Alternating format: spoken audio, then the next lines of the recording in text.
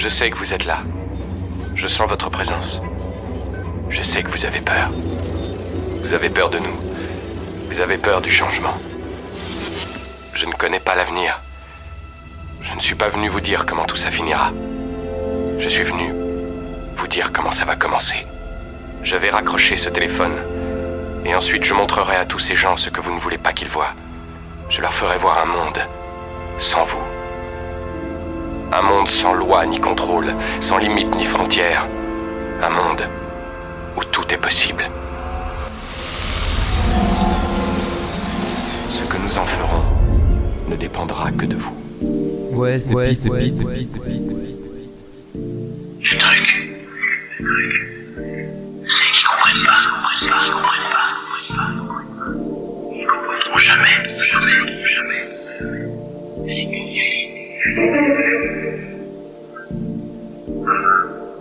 Alors il défonce sa porte. Qu'est-ce que ça change? Ça change pas celui qui est en toi.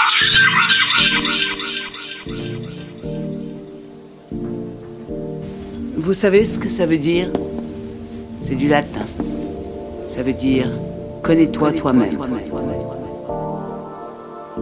Ces dernières semaines, je me suis lancé sur Instagram et j'ai senti quelques changements en moi-même. Je me suis surpris à commencer à de plus en plus regarder mon téléphone pour voir si j'avais des likes, si j'avais obtenu des abonnements, des nouveaux abonnements, des commentaires.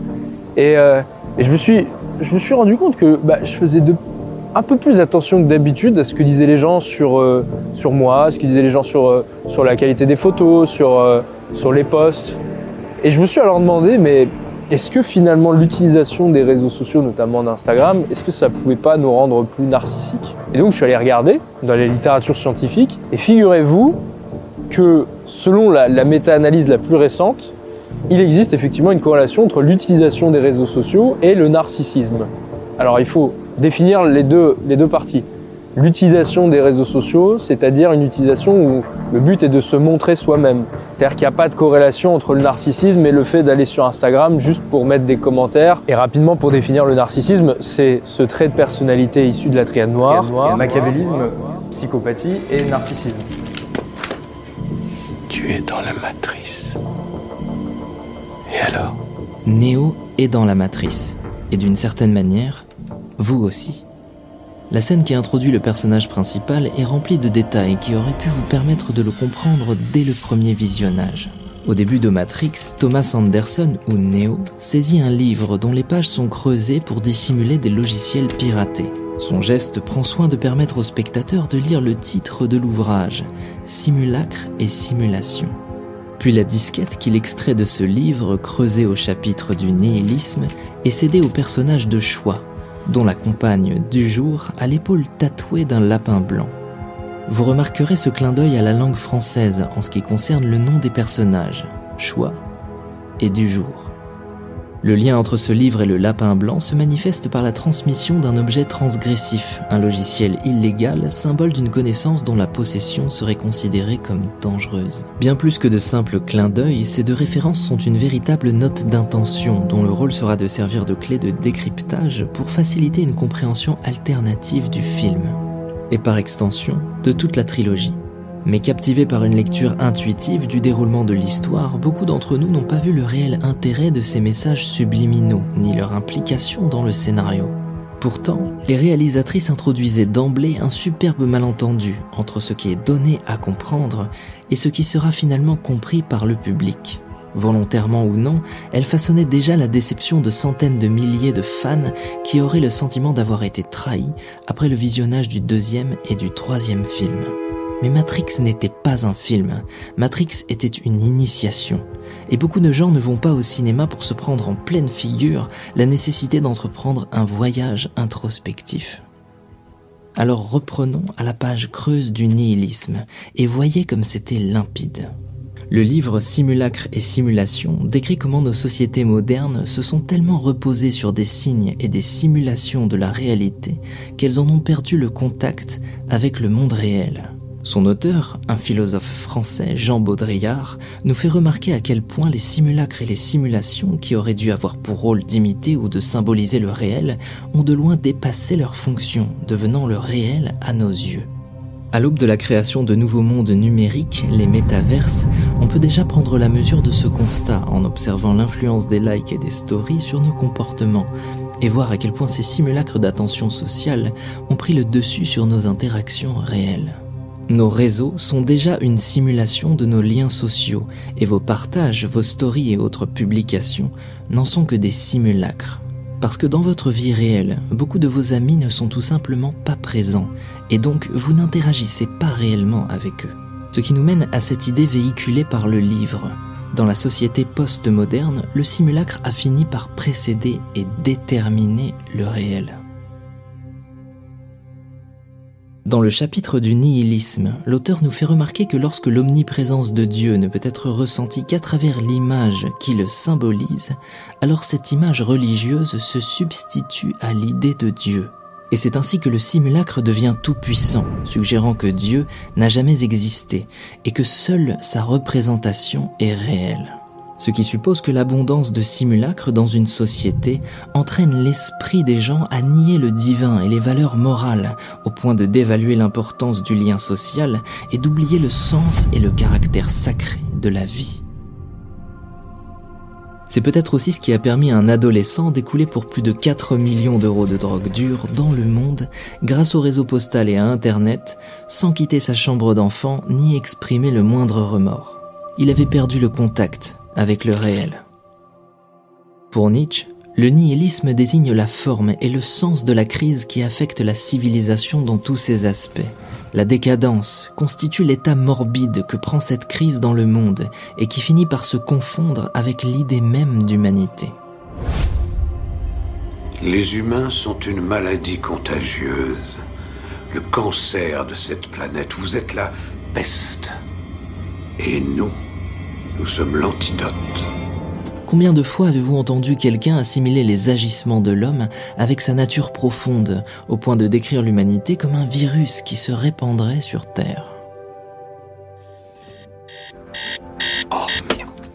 Matrix jongle malicieusement avec la notion de simulation en opposant un univers simulé à la réalité que découvre le héros. Mais l'idée de simulacre ne semble pas être vraiment abordée. Pourtant, en adoptant une lecture plus profonde, on réalisera que le film opère précisément comme un simulacre et que les moyens et les images auxquels il a recours pour nous révéler sa vérité sont les outils mêmes qui nous interdisent de la comprendre. Tu as le regard d'un homme prêt à croire tout ce qu'il voit parce qu'il s'attend à s'éveiller à tout moment. Dans cette scène, nous avons tous cru assister au réveil de Néo.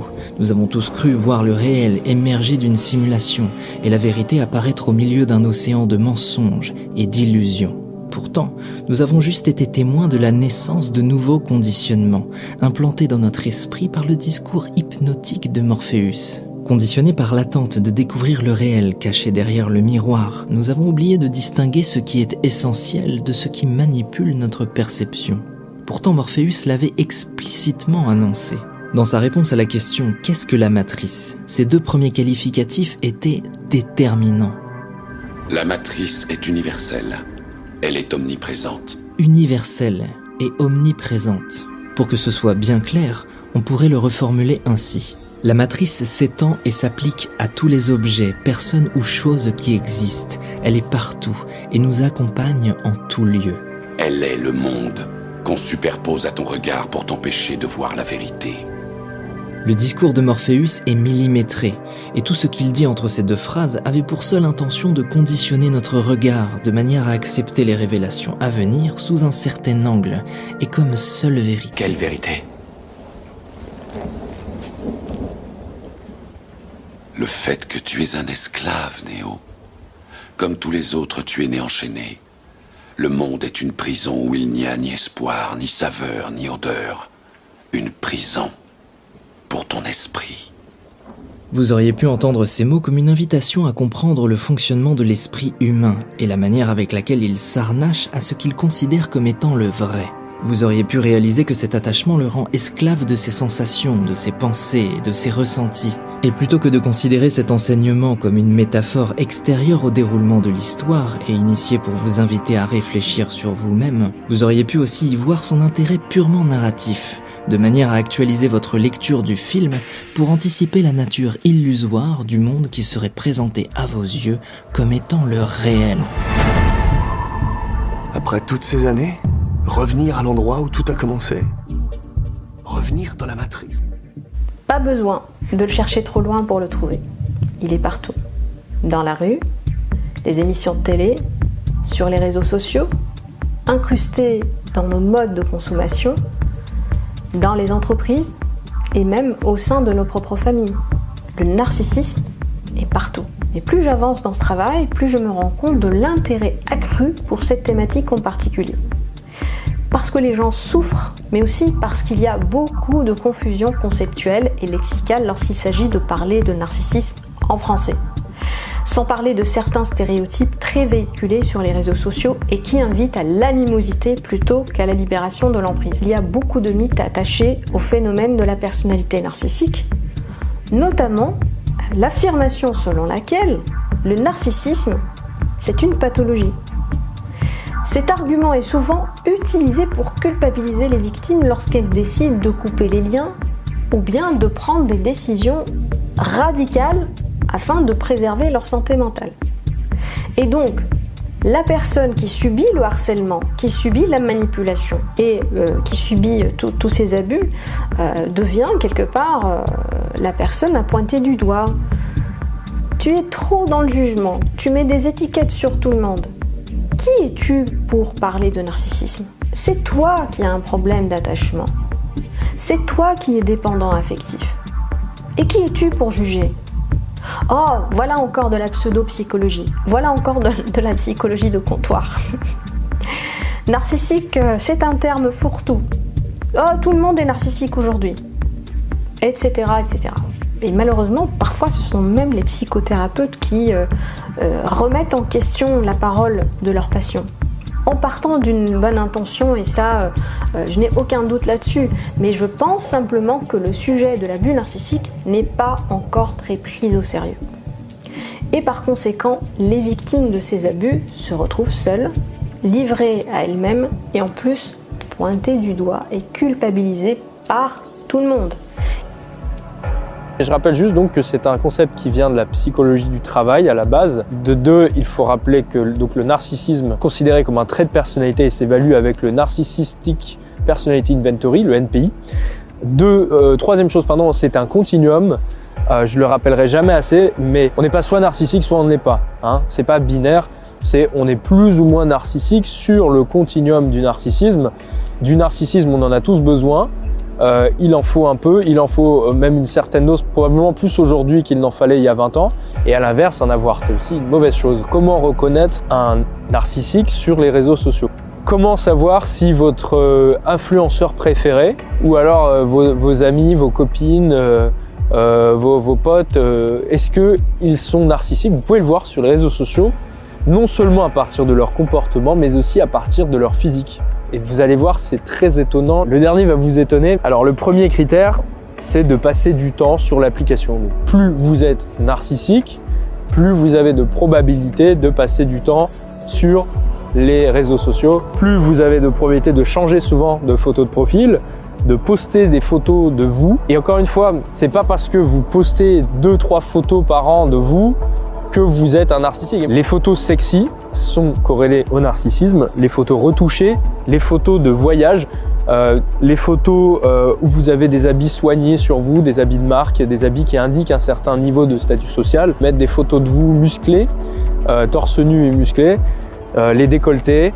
Tout ça, c'est ce qu'on appelle du contenu d'autopromotion. Ils appellent ça en anglais self-promotion content. Parmi les critères, on retrouve le fait de parler de sa diète en musculation, de son programme de muscu, de ses accomplissements en musculation, le fait de commenter et d'apprécier le contenu self-promotion des autres.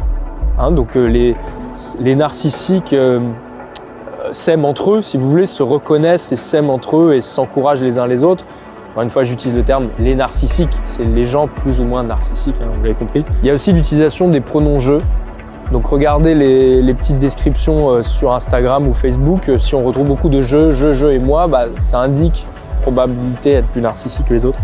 Sur Twitter, les plus jeunes, notamment les ados, il y a une corrélation entre le nombre d'insultes proférées et le narcissisme, et aussi le cyberharcèlement, comme ils appellent, le cyberbullying, et les comportements de victimisation. On attire l'attention à soi à travers des comportements antisociaux. Je continue sur des critères maintenant plus physiques pour pouvoir identifier sur les visages. Alors, une corrélation qu'on ne trouve que chez les hommes, c'est le fait de ne pas porter de lunettes. Et la probabilité d'être narcissique est plus élevée chez les hommes qui mettent des photos d'eux sans lunettes de soleil. Alors, je n'ai pas trop compris celui-là, ils n'ont pas donné d'explication. Moi, je pense que c'est peut-être pour montrer ses yeux, qu'on a des beaux yeux, peut-être, je sais pas. La chirurgie esthétique, le décolleté, le maquillage. Plus vous montrez votre visage maquillé, plus vous avez de probabilité d'être narcissique.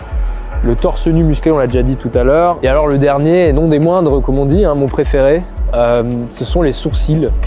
Figurez-vous que les chercheurs se sont intéressés donc au type de sourcils qui indiquait le plus un narcissisme élevé. Et, il semblerait que les sourcils déjà épilés soient indicateurs de narcissisme, mais aussi surtout les sourcils qui sont épais et denses. La corrélation, elle existe que chez les femmes. C'est les sourcils qui ont été bien travaillés et surtout plus gros, plus denses. Moi, je connaissais pas, ça s'appelle les Instabrows. C'est eux qui m'ont appris ce mot-là, les chercheurs en psychologie. C'est peut-être le meilleur indicateur pour percer le narcissisme de vos amis. Allez regarder leurs sourcils du coup. Et encore une fois, je nuance, ça ne veut pas dire qu'ils sont narcissiques, ce sont des corrélations, hein, ce ne sont pas des lois. Ils demandaient probablement, mais est-ce que ce sont les narcissiques qui sont attirés par les réseaux sociaux? Ou alors, est-ce que les réseaux sociaux nous rendent plus narcissiques? Eh bien les deux, mon colonel, c'est un mélange des deux, comme très souvent en psychologie. Hein, c'est-à-dire que vous avez une tendance innée, un trait de personnalité qui va vous diriger vers certaines occupations, qui va modifier votre mode de vie, mais ce mode de vie à son tour va encore plus renforcer ce même trait de personnalité-là qui vous avait à la base dirigé vers cette occupation. Donc déjà, première chose, oui, les réseaux sociaux attirent les narcissiques, et même on peut aller plus loin. Il a été démontré que le trait de personnalité narcissisme était le meilleur prédicteur de votre utilisation des réseaux sociaux. L'utilisation des réseaux sociaux, encore une fois, pour faire du self-promotion, hein, pour se montrer soi, et non pas l'utilisation des réseaux sociaux pour aller commenter, regarder des photos de paysages, de châteaux de la Loire, mettre une photo de son voyage une fois tous les 6 mois. Il y a une étude où ils ont demandé à des participants de publier plusieurs fois par jour des photos d'eux, donc où ils sont tout seuls sur la photo. Ça a été fait sur Instagram et ils ont comparé ces gens-là qui publiaient beaucoup de photos d'eux-mêmes avec des gens, le groupe contrôle, donc des gens qui ne publiaient pas de photos d'eux-mêmes. Et ce qu'ils ont remarqué, c'est qu'en 4 mois, le narcissisme, le score au test de narcissisme avait augmenté en moyenne de 25% pour ce groupe-là. Ça touche particulièrement les gens qui ont ce qu'on appelle une utilisation inadaptée de l'Internet. Alors c'est traduit littéralement de l'anglais, problematic internet use, c'est-à-dire des gens qui vont avoir peut-être une utilisation plus compulsive d'Internet, où ils vont avoir tendance à développer plus que les autres une addiction à Internet, au réseau, à YouTube, etc. Et ces gens-là donc sont encore plus sensibles à l'augmentation du narcissisme avec l'utilisation des réseaux sociaux dans le but de se promouvoir. C'est le fait de se montrer sur les réseaux sociaux qui fait que ça peut potentiellement augmenter votre narcissisme. Alors le narcissisme, il n'y a pas que des mauvais côtés. Il y a des bons côtés, ça augmente, ça booste la confiance en soi, ça permet de se faire respecter. Le problème, c'est que le mot narcissisme est utilisé à tort et à travers. Car ce n'est pas une pathologie. Narcissisme ou bien narcissique sont des termes qui ne sont pas des termes diagnostiques. Ce ne sont pas des termes cliniques. C'est un concept descriptif qui permet de comprendre un style de personnalité. Bon, d'ailleurs, pourquoi ne pas faire un petit détour par le dictionnaire? Car j'aime bien définir les mots. Et ma source préférée pour la langue française, c'est le portail lexical du CNRS, appelé le CNRTL. D'après ce portail, le terme narcissisme fait référence à l'amour malsain et grandiose de son image personnelle, entre parenthèses l'amour propre. En associant à la fois la survalorisation de soi d'un côté et la dévalorisation des autres de l'autre côté. Donc, lorsqu'on parle de narcissisme, on ne parle ni d'ego, ni d'amour de soi, ni d'estime de soi, ni de confiance en soi, ni d'image positive de soi-même. Il y a deux composantes lorsqu'on parle de narcissisme, et il faut souligner ces deux composantes. La première, c'est l'image survalorisée de soi-même, donc l'image grandiose associée à sa personne, c'est-à-dire se considérer comme étant quelqu'un de supérieur, au-dessus des autres. Et la deuxième composante, c'est l'image médiocre associée à l'autre. Donc l'image sous-valorisée, une sous-valorisation ou une sous-estimation de l'autre. Et il y a un autre terme intéressant, c'est le terme narcissisteux. Ce terme fait référence à une personne ou un individu qui est obsédé par sa personne. Donc là, on ne parle pas d'une pathologie à proprement parler au sens clinique du terme. C'est un descriptif, un cadre descriptif. Le terme narcissique ou narcissiste ne sont pas des mots nocifs. C'est un terme qui permet de comprendre un style de personnalité. Et d'ailleurs, il y a bien des termes descriptifs qu'on utilise dans le langage courant pour désigner les caractéristiques dominantes d'une personne. Par exemple, on peut dire de quelqu'un qu'il ou elle est souriant ou souriante, ou bien une telle personne est silencieuse, taciturne, ou bien à l'inverse, telle personne est bavarde. On peut dire aussi telle personne elle est adorable, gentille, mais on peut aussi dire qu'une personne est agressive, lorsque l'agressivité c'est un trait de caractère dominant. On peut dire qu'elle est colérique, aigrie, bref. Tout ça, ce sont des mots qui nous permettent de saisir les traits dominants d'une personne, ses traits de caractère. Et il n'y a rien de mal à vouloir comprendre la personnalité de quelqu'un pour savoir à qui on a affaire. Et aujourd'hui, j'ai l'impression qu'on ne peut plus rien dire. Beaucoup de mots sont censurés et devenus problématiques. Et ça limite la liberté d'expression. Mais attention, je ne suis pas en train d'encourager l'utilisation à tort et à travers des mots. Bien sûr qu'il faut utiliser les mots de façon appropriée dans un contexte donné et avec beaucoup de lucidité et de justesse. Mais limiter ou interdire l'usage de certains mots finit par limiter la pensée. Et les mots nous permettent d'exprimer nos pensées. Sans mots, sans vocabulaire, on ne peut pas penser. Revenons au concept de narcissisme. Alors, certes, à certains degrés, on peut parler d'une forme pathologique de narcissisme. Cette forme peut être diagnostiquée par les professionnels de la santé mentale. Mais soyons réalistes. Qui va consulter un psychiatre parce qu'il ou elle a une vision grandiose de sa personne? Qui va consulter un psychiatre parce qu'il ou elle manipule quelqu'un? Une forme pathologique de narcissisme peut être éventuellement diagnostiquée à l'occasion d'une consultation concernant une autre problématique. Par exemple, lorsque la personne en question a beaucoup de problèmes dans sa vie, rien ne va, lorsqu'elle est confrontée à une impasse, et là, elle va peut-être penser, elle va peut-être ressentir le besoin de demander l'aide d'un psychiatre. Mais les individus ayant une personnalité narcissique ne souffrent pas d'un trouble pathologique les empêchant de mener une vie normale. Et quelqu'un qui mène une vie normale, logiquement, ne va pas consulter. On ne va pas voir son psychiatre parce qu'on a un sale caractère, n'est-ce pas? Ça peut arriver éventuellement, je ne dis pas que ça n'arrive jamais. Je reste optimiste et je crois fondamentalement que toute personne qui a envie de changer pourrait le faire lorsqu'elle en prend conscience. Et il peut y arriver qu'une personne prend conscience des dégâts qu'elle engendre autour d'elle à cause de son sale caractère. Et là, elle va peut-être demander de l'aide.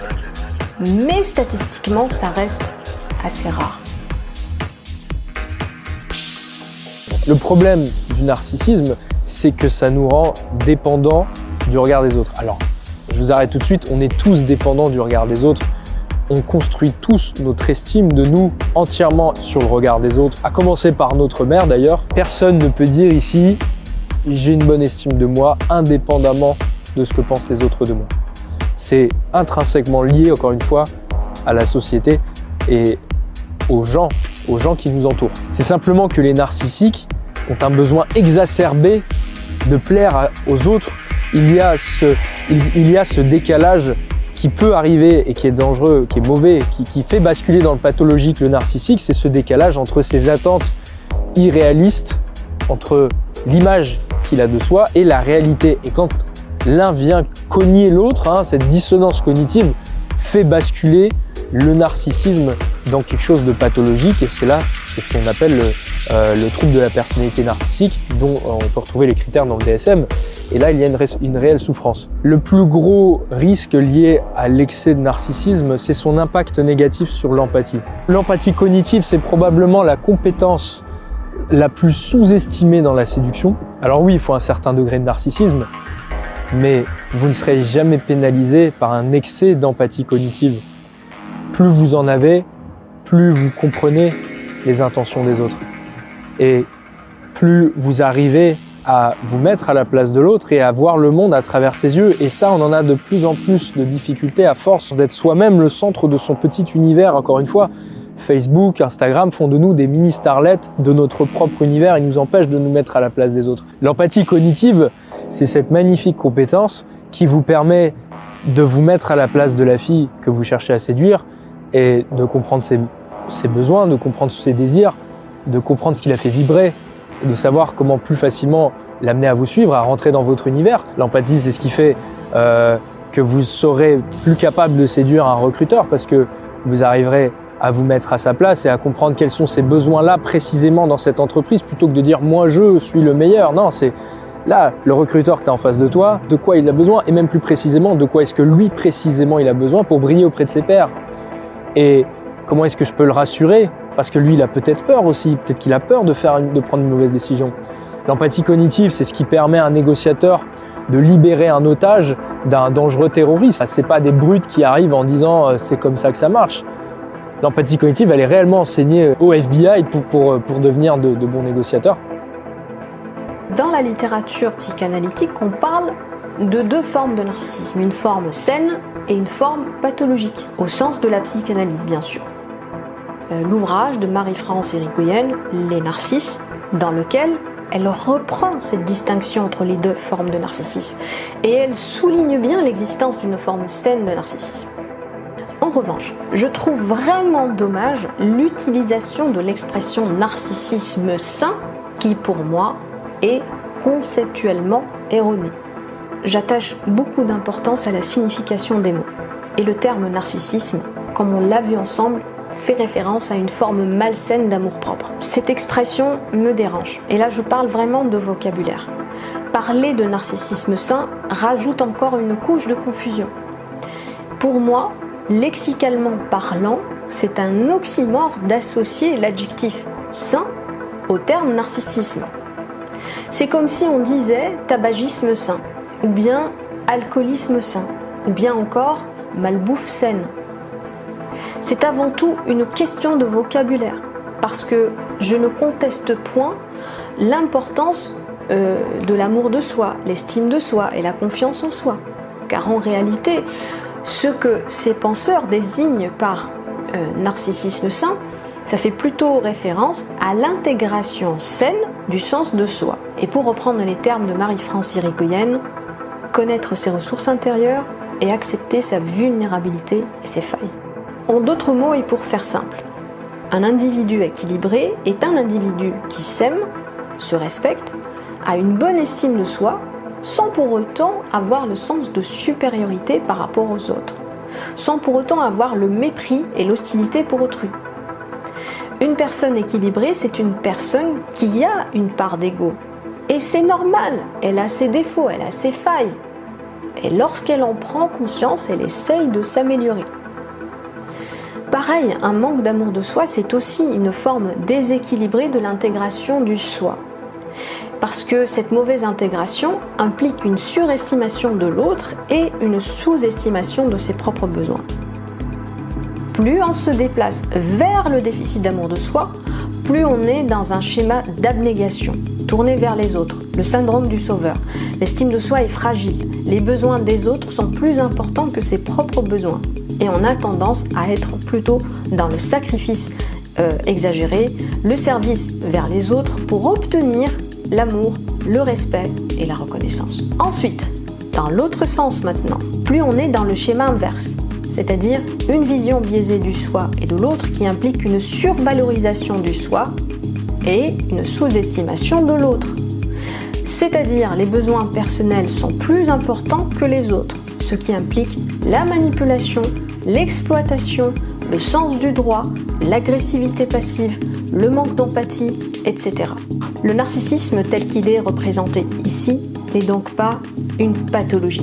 C'est un style maladaptatif de personnalité qui implique une attitude et des comportements dysfonctionnels, malsains et abusifs pour l'entourage. Ça, c'est la réalité du narcissisme. Et il faut cesser de victimiser ces abuseurs. Parce que l'idée que l'abuseur est malade nous enlève le droit de faire reconnaître notre souffrance. Maintenant, passons en fin de compte au sujet qui nous intéresse, c'est-à-dire les personnes qui ont cette tendance à bouder, mais cette grosse tendance à bouder et à faire la gueule, comme on peut dire. On peut les réunir en plusieurs catégories. Vous avez la personne qui est directement sociopathe et qui va donc utiliser ces plages de silence ou ces périodes de silence pour mettre la pression sur son partenaire ou sur son environnement jusqu'à ce que la personne craque quelque part. Ça va être utilisé comme un chantage affectif, ça va être utilisé comme une façon de contrôler, de manipuler. Vous avez la personne qui est narcissique ou qui a une forte tendance narcissique, qui elle aussi va plus facilement se sentir blessée, très facilement blessée par un mot dit en l'air, par une chose qui n'est pas suffisamment attentif ou ce que vous voulez. Pof, la personne va partir en vrille. Et il y a là aussi très souvent une bonne part de manipulation pour ce qui est du narcissique. C'est-à-dire que le narcissique va aussi également utiliser ces longues plages de silence justement pour manipuler, pour obtenir ce que cette personne veut. Et enfin, on a la personne qu'on appellera l'adultescent ou l'adultescente. Nous sommes dans une société où on a ce qu'on appelle le concept à l'origine américain du kidult. C'est-à-dire c'est un mélange entre kid, un gosse, et adult, un adulte. Et c'est donc ce qui a donné en français l'expression un adultescent. Alors qu'est-ce que c'est qu'un adultescent ? Un adultescent, ça peut être un homme ou une femme qui quelque part a gardé un côté ado, une personnalité d'ado sur beaucoup de points importants de son caractère. Alors, si c'est un garçon, il y aura plus une tendance à être dans tout ce qui est gadget, vidéo, électronique, etc., etc. Dans ce qui est une femme, ça va s'exprimer d'une autre façon. Ça va s'exprimer d'une façon d'être plus féminine, d'être une ado avec certaines choses, maquillage, etc. Enfin, certains désirs, les pluches, être une petite fille, etc., etc.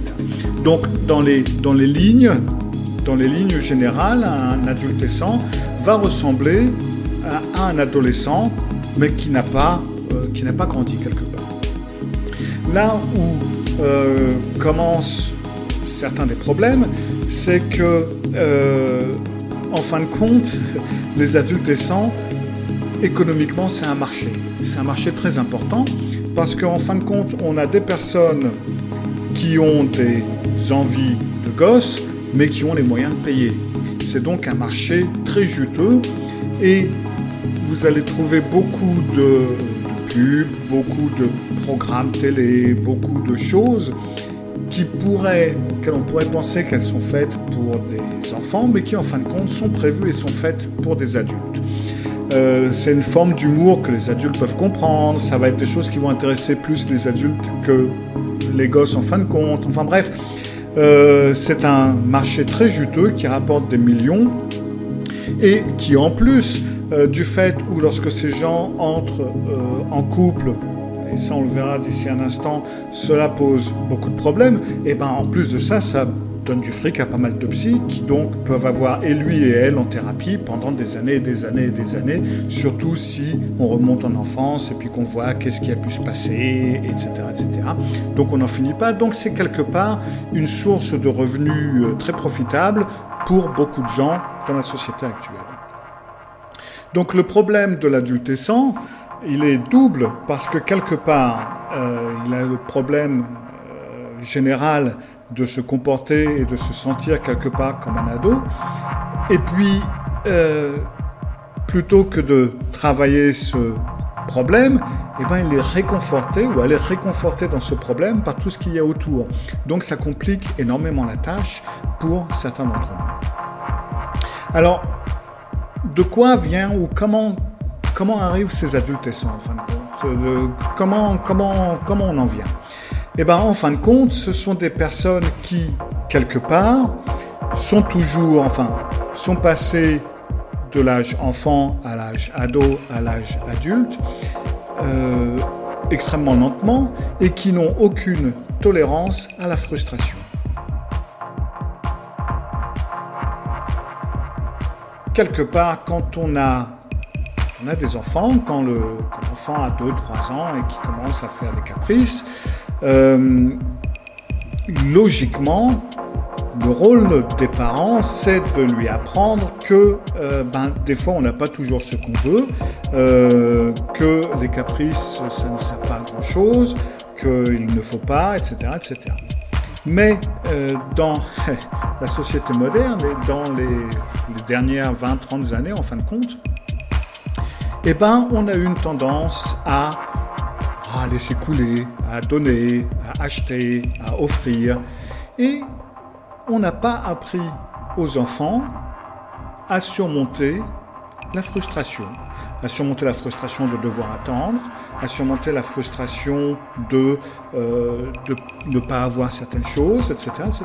Maintenant, je suis peut-être d'une autre génération, enfin je le suis, et je me souviens par exemple quand j'étais gamin, eh ben, il y avait une voiture de glace qui passait dans la rue. Bon, il avait une petite sonnette, il sonnait, il y avait la sonnerie des glaces. Et alors dans ce cas-là, je courais à la maison si j'étais dehors, et puis j'allais demander des sous à ma grand-mère, parce que j'habitais chez ma grand-mère, pour acheter des glaces. Des fois, ma grand-mère disait oui, et des fois, ma grand-mère disait non. Et je me souviens qu'un jour où elle avait dit non, je lui ai demandé pourquoi. Elle m'a dit, c'est pour que tu apprennes que on ne peut pas toujours avoir ce qu'on veut. J'avais trouvé ça vachement bizarre à l'époque. Oui, enfin bon. Mais c'était un principe. C'est un principe qui fait que les enfants apprennent, petit à petit, que on n'a pas toujours ce qu'on veut. On ne peut pas toujours avoir le jouet qu'on veut. On ne peut pas toujours avoir ceci ou cela. On peut éventuellement, comme nous l'avions fait avec notre fils à un moment donné, qui voulait un jouet très cher, on a dit, voilà, nous on veut bien donner des sous pour ton jouet, mais le reste, il faut que tu l'économises sur ton argent de poche. Tu fasses des économies pour pouvoir t'acheter ce que tu veux. Ça se fait plus trop en ce moment, pour une raison ou pour une autre, on préfère tout simplement donner aux enfants ce qu'ils veulent. Bien aidés par les psychanalystes qui nous ont mis dans le crâne quelque part que ces pauvres petits choux ne peuvent pas supporter la frustration et que s'ils doivent être frustrés et s'ils ne peuvent pas avoir leurs besoins ou leurs envies, si on ne vient pas à leur donner ce qu'il faut, eh ben on risque de les choquer, de les traumatiser pour la vie et puis plus rien ne va. En fin de compte, c'est tout à fait le contraire qui se passe. Ce qui se passe, c'est qu'on obtient un ado qui n'a pas l'habitude de penser aux autres, qui n'a pas l'habitude de supporter de ne pas avoir ce qu'il veut, qui n'a pas l'habitude de penser à autre chose que soi-même. Et cela explique la montée, quelque part, du nombre de personnes à personnalité narcissique que l'on peut voir autour de soi, et donc aussi, également, des adolescents, que ce soit des hommes, ou que ce soit des femmes, ou que ce soit un petit peu ce qu'on veut. On peut tous, de temps en temps, un petit peu faire la gueule. Alors la différence, elle vient d'où exactement ? Eh bien la différence, elle vient que pour ces personnes, pour ces adolescents, quelque part, ils se sentent très facilement mis sur la touche, mis de côté, Lorsque l'attention est exclusivement portée sur la souffrance des abuseurs, on exclut de fait celle des victimes.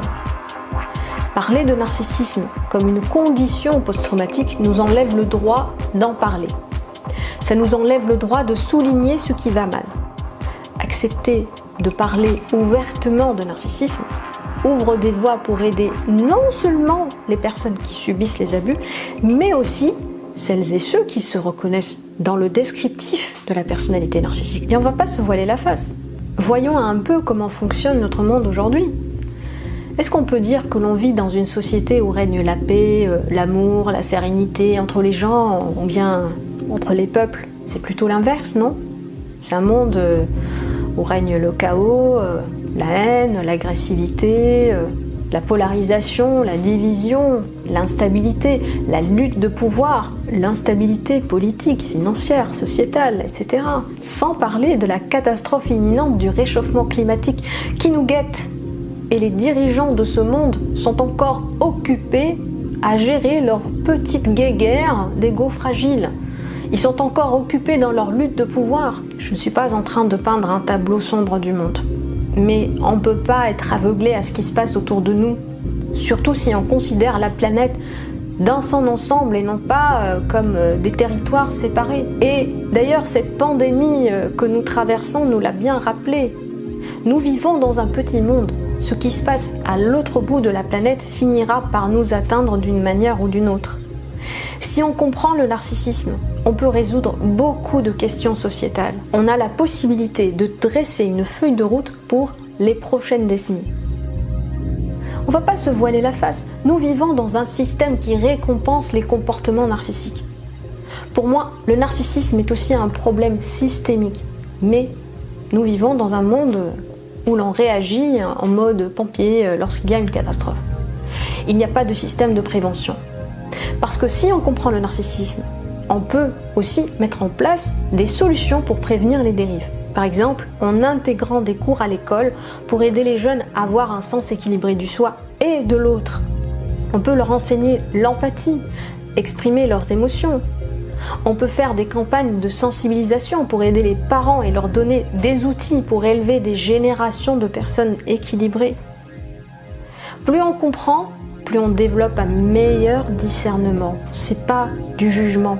Dans l'œuvre dystopique Le meilleur des mondes, Aldous Huxley a écrit « La dictature parfaite serait une dictature qui aurait les apparences de la démocratie. Une prison sans murs, dont les prisonniers ne songeraient pas à s'évader. Un système d'esclavage où, grâce à la consommation et au divertissement, les esclaves auraient l'amour de leur servitude. » Dans quel monde vivons-nous aujourd'hui ? Quelles sont les nouvelles normes que nous sommes en train d'adopter ? Par mimétisme ou bien par coercition ?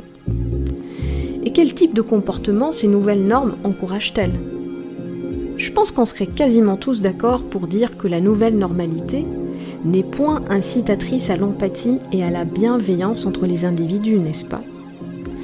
Pas besoin d'avoir un doctorat en psychologie ou bien en sciences humaines ou sociales pour faire le constat alarmant que le système dans lequel nous vivons actuellement encourage et récompense les attitudes grandioses, l'arrogance, la vanité, l'incivilité, le manque d'empathie, l'individualisme, l'égocentrisme et le matérialisme, bien sûr. Dans ce même système, l'hypersensibilité, l'intelligence intuitive et l'empathie humaine sont ridiculisées et bafouées. Un tel système n'est-il pas l'incubateur par excellence de la déshumanisation et la fabrique en masse de narcissisme ? Avons-nous affaire à une épidémie de narcissisme ? S'agit-il d'un vrai problème moral de société ? Et enfin, y a-t-il une vraie montée en puissance du narcissisme dans la société ?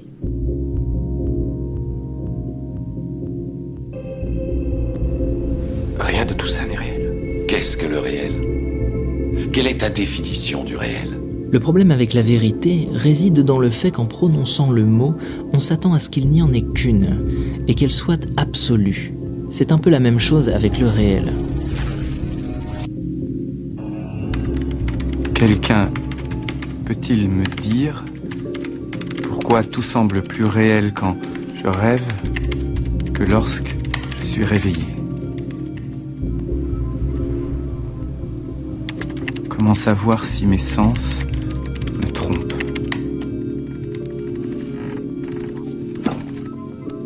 Il y a de la fiction dans ta vérité et de la vérité dans ta fiction. Pour connaître la vérité, tu dois tout risquer. Ici, on peut interpréter le sens de tout risquer comme une invitation à aller vers une forme de transcendance, tout en ayant à l'idée qu'étymologiquement, transcender signifie franchir, surpasser ou aller au-delà de ce qui est communément admis. Mais nous ne sommes qu'au premier stade de l'initiation. Néo, tout comme le spectateur, est pris dans une illusion. Il accepte ce que le maître lui transmet, mais il ne le comprend que partiellement. Le corps de Néo est dans le Nebuchadnezzar, la représentation du vaisseau de Morpheus. Son esprit est transféré dans une simulation, dans laquelle Morpheus projette une autre simulation, avec l'intention de montrer à Néo ce qu'est le réel. La matrice est un système, Néo. Retenez bien ceci. C'est précisément au moment où l'information vous est donnée que votre esprit produit sa propre désinformation. Pour bien comprendre Matrix, il est nécessaire d'entraîner votre aptitude à cultiver une lecture alternative de tout ce qui vous est proposé par le film. J'imagine que certains d'entre vous connaissent l'illusion du gorille, The Monkey Business Illusion. On vous demande de compter le nombre de passes entre des joueurs, et captivé par votre petite comptabilité, vous ne voyez pas le gorille traverser la piste de jeu. Morpheus s'apprête à faire exactement la même chose ici, sauf qu'il a remplacé l'effort mental consistant à compter les passes des joueurs par une ravissante jeune femme vêtue d'une robe rouge.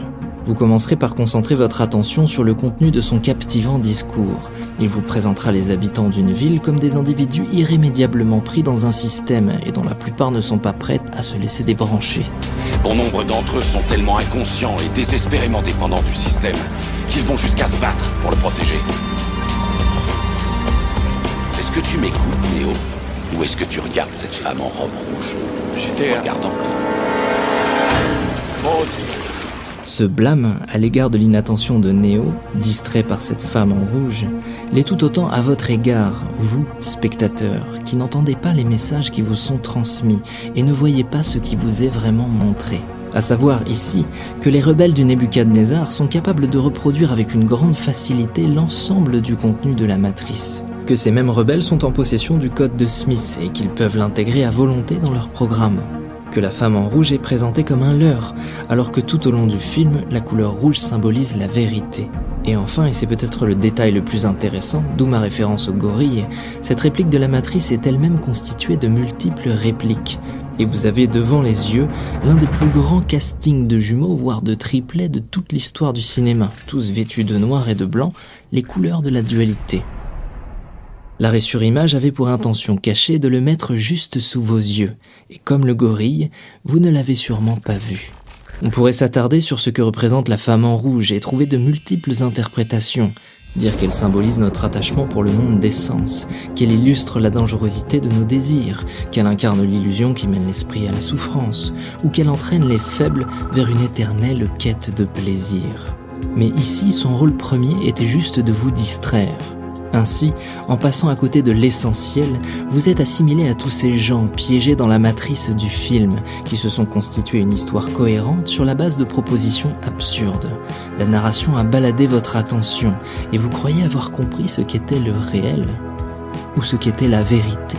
Votre esprit est à ce point plongé au fond du terrier du lapin blanc que vous seriez encore tenté d'essayer de comprendre toute la symbolique de la femme en rouge, alors qu'elle n'était là que pour vous distraire de cette vérité fondamentale. Dans Matrix, le réel en tant que référence absolue n'existe pas. Si vous ne l'aviez pas encore intégré, de nombreux rappels vous seront proposés un peu plus tard dans le film, afin de tenter d'éveiller votre esprit, peut-être encore un peu endormi par l'effet envoûtant d'une illusion, il faut le reconnaître, majestueusement orchestrée. Parmi eux, cette célèbre séquence, souvent exclusivement interprétée comme une phrase philosophique, alors qu'elle pourrait peut-être être comprise au sens littéral. Tu dois essayer de te concentrer pour faire éclater la vérité. Quelle vérité? La cuillère n'existe pas. S'il n'y a pas de cuillère, c'est peut-être parce qu'il n'y a pas de réalité. Pas de cuillère, pas de réel. Tu crois être en train de respirer de l'air? Ce qui nous mène à Maya. Ce mot sanskrit est souvent interprété comme désignant l'illusion de la réalité, ce qui peut nous amener à croire que le réel n'existe pas. Or, il s'agit davantage de désigner l'idée que le réel n'est pas ce qu'il semble être. Il ne s'agit donc pas de nier l'existence de la réalité, mais d'admettre que notre perception des choses et des phénomènes qui la constituent est biaisée par notre méconnaissance. Ainsi, nous ne voyons le monde qu'à travers nos conditionnements, ce qui nous empêche d'accéder aux vérités fondamentales, tout comme nous regardons les films à travers une lecture intuitive, émotionnelle ou intellectuelle, en oubliant que ces trois mondes sont profondément liés. Nous voici plongés dans un enseignement d'une grande profondeur qui ne peut se révéler que pour celles et ceux qui acceptent de voir les choses telles qu'elles sont et pour ce qu'elles sont vraiment, c'est-à-dire un ensemble de coproductions conditionnées. Ce qui implique que notre identité ou notre personnalité sont des représentations illusoires et que pour le réaliser pleinement, nous devrions apprendre à nous observer et à nous connaître. Comme l'enseignait Bouddha, ce n'est pas simplement une vision philosophique de la vie, c'est le seul et unique chemin qui mène à la cessation définitive de la souffrance. Lorsque Néo rencontre l'oracle, elle lui demande s'il sait pourquoi Morpheus l'a amené à elle et s'il pense être l'élu. Chose à laquelle il répond. Honnêtement, je ne sais pas. Vous savez ce que ça veut dire? C'est du latin. Ça veut dire « connais-toi toi-même ». L'école de Vedanta, dont les textes principaux s'appuient sur les Upanishads, a expliqué que la réalisation complète de la connaissance de soi nécessite à la fois la compréhension de l'ignorance, des doutes et des erreurs, ainsi que la compréhension des principes invisibles et des vérités incorporelles et éternelles. Je ne suis pas l'élu. Je suis désolé. Vous avez le pouvoir, mais on dirait que vous attendez quelque chose. Néo est habité par la confusion, il ne se connaît pas et semble attendre de l'oracle qu'elle lui dise qui il est, ce qu'elle fait, mais très implicitement, comme pour l'inciter à le voir de ses propres yeux. Se connaître soi-même implique de ne faire qu'un avec toutes les parties de soi pour révéler la vérité. Ici, Néo est confronté à ses propres doutes et à sa propre méconnaissance. Sa discussion avec l'oracle n'avait pas pour but de lui révéler son avenir, mais de le confronter à son présent. Il doit réaliser qui il est, par lui-même. Car éliminer l'ignorance est une étape nécessaire qui ne peut venir que de la pleine compréhension des conditionnements qui influencent notre perception, pour ensuite apprendre à regarder au-delà. Néo doit transcender ce qui lui semble être pour voir ce qui est, faire tomber le voile des illusions et libérer son esprit pour réaliser qui il est. C'est le chemin qu'emprunte tout initié pour épurer son esprit de la souffrance et réaliser sa nature profonde.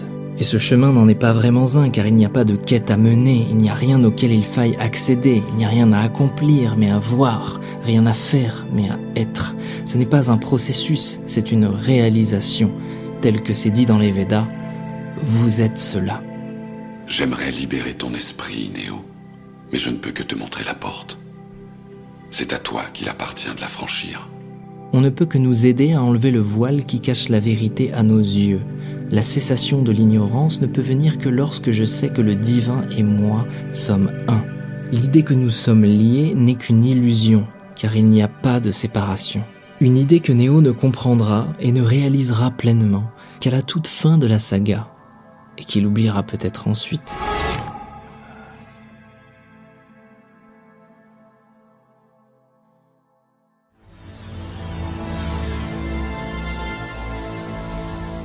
Vous êtes ici parce qu'on vous a envoyé ici. On vous a ordonné de venir et vous avez obéi.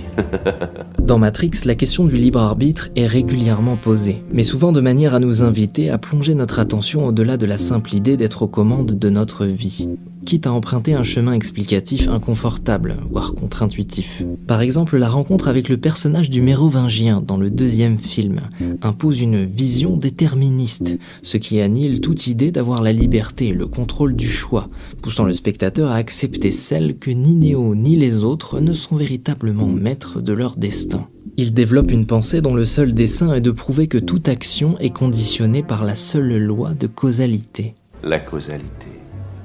Action, réaction, cause et effet. Toute chose commence par un choix. Non, faux. Le choix n'est rien qu'une illusion créée pour séparer ceux qui ont le pouvoir de ceux qui ne l'ont pas. Il souligne avec mépris à quel point ses interlocuteurs et lui-même sont prisonniers de l'implacable mécanique de la causalité, ce qui ne peut laisser à la liberté et au contrôle du choix que l'illusion de la décision. En rappelant cette loi universelle, le mérovingien a pour projet d'anéantir toute croyance en la possibilité d'un choix. Il surgit comme une sorte d'anti-oracle, démontrant en pure logique que tout choix est impossible et qu'à un niveau universel, il n'est que la résultante d'une programmation. Ainsi, nous serions tous pris dans le piège des éternels engrenages du karma. La gestuelle précieuse et suave de Lambert Wilson illustre brillamment le rôle diabolique du tentateur, dont l'intention est de semer le trouble et la confusion dans l'esprit des mortels. Tel Hadès, il brouillera l'esprit de celles et ceux pour qui la notion de liberté de choisir est une idée fondatrice, parce qu'elle apporte du sens à l'existence. Un processus qu'empruntera régulièrement la science pour soi-disant prouver que nous ne sommes pas libres de nos décisions et que l'essentiel de nos comportements sont biologiquement explicables, faisant ainsi du déroulement de notre vie une production conditionnée et prédictible.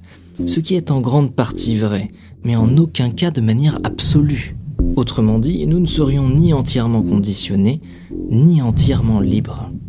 Par ailleurs, si le mérovingien semble avoir parfaitement intégré que la compréhension de la chaîne de causalité lui confère les rênes du pouvoir, il peine à camoufler sa frustration de ne pas être capable de la transcender pour voir au-delà. Une frustration qui s'exprimera plus tard par une volonté de posséder un trésor qui appartient à l'oracle. Les yeux de l'oracle. Pourquoi vouloir posséder les yeux de l'oracle si ce n'est pour voir ce qui ne lui est pas accessible, c'est-à-dire voir au-delà de la causalité? Parce que face à la question du choix, l'oracle adopte une posture tout à fait différente. Pour elle, ce n'est pas seulement le fait de choisir qui compte. Mais tu n'es pas venu ici faire ce choix, tu l'as déjà fait. Tu es ici pour essayer de comprendre pourquoi tu l'as fait. Dans notre vie, nous sommes tous amenés à faire des choix, plus ou moins importants. Mais pour nous sentir épanouis, nous n'avons pas besoin d'être sûrs de réellement faire ces choix, parce que nous en avons déjà la sensation. Intuitivement, nous sommes déjà convaincus d'être maîtres de nos choix, même si en vérité ce n'est pas toujours le cas. Le plus important n'est donc pas uniquement le libre arbitre en tant qu'aptitude à choisir, mais aussi le libre arbitre en tant qu'aptitude à se sentir aligné avec ses propres choix. Autrement dit, ce n'est pas simplement le fait de choisir qui compte, mais pourquoi vous faites ce choix et comment vous vivez avec. Parce qu'on ne voit pas plus loin que les choix qu'on ne peut pas comprendre. L'oracle offre à Néo la possibilité de voir au-delà, ce qui lui donne un accès à une vision plus profonde de sa destinée et le guide vers une meilleure connaissance de lui-même. Pour elle, il n'a jamais été question d'influencer les choix de Néo, mais de l'aider à les comprendre. Jusqu'à la rencontre du mérovingien, l'essentiel du parcours de Néo était tracé comme une prophétie, ne laissant place à son libre arbitre que dans l'exercice d'une démarche introspective. Telle l'exécution d'un programme commandé par une succession d'équations, il n'a fait que déployer son code sur un chemin prédestiné. Seule sa rencontre avec la source lui permettra de transcender ce conditionnement, jusqu'ici inébranlé. Le concept de narcissisme tel que je l'emploie est un terme descriptif et non pas un terme clinique. Je ne parle pas de pathologie, mais plutôt d'un style de personnalité maladaptatif caractérisé principalement par les attentes grandioses, une surévaluation de son image personnelle, une dévalorisation ou une moindre estime pour l'autre, le manque d'empathie, l'hostilité, le sens du droit et de l'exploitation de l'autre, la manipulation et dans certains cas, la paranoïa.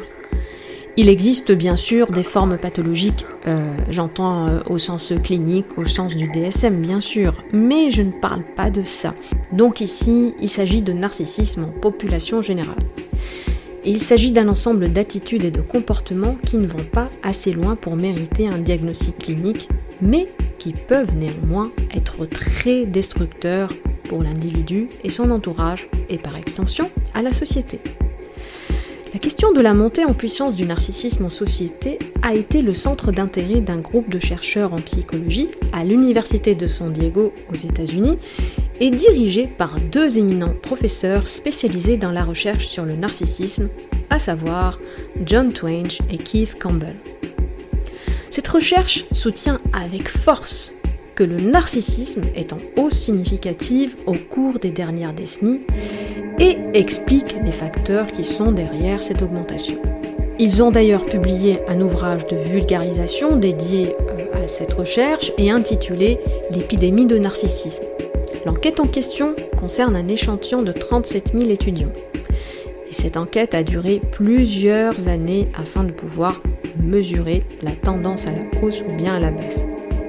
Les données recueillies permettent de constater que les tendances narcissiques en population générale ont augmenté aussi rapidement que l'obésité entre les années 80 et aujourd'hui. Dans la recherche scientifique, le narcissisme en population générale est mesuré grâce à un outil appelé l'inventaire de la personnalité narcissique. Les résultats de cette étude montrent non seulement que les tendances narcissiques sont en augmentation depuis quelques décennies, mais qu'elles ont augmenté d'une façon beaucoup plus rapide dans les années 2000 par rapport aux décennies précédentes. En 2006, un étudiant sur 4 était d'accord avec la majorité des items proposés dans le questionnaire standard dédié à la mesure des traits narcissiques en population générale. Selon ces mêmes chercheurs, et pour aller plus loin, le trouble de la personnalité narcissique, qui est la version la plus sévère et donc pathologique de ce trait de caractère, et qui est diagnostiqué cliniquement, est en réalité beaucoup plus courant qu'on ne le pensait. Près d'une personne sur 10 dans la vingtaine, et d'une personne sur 16 de tout âge lorsqu'on prend la population dans son ensemble, présente les symptômes du trouble de la personnalité narcissique. Et ces chiffres ne sont que la partie émergée de l'iceberg. La culture narcissique et épidémique qui se cache en dessous est beaucoup plus inquiétante. Et il a donc réagi en enfant frustré, qui ne peut pas obtenir ce qu'il veut, et puis il a commencé à faire la gueule pour un oui ou pour un non, pour une petite chose, etc.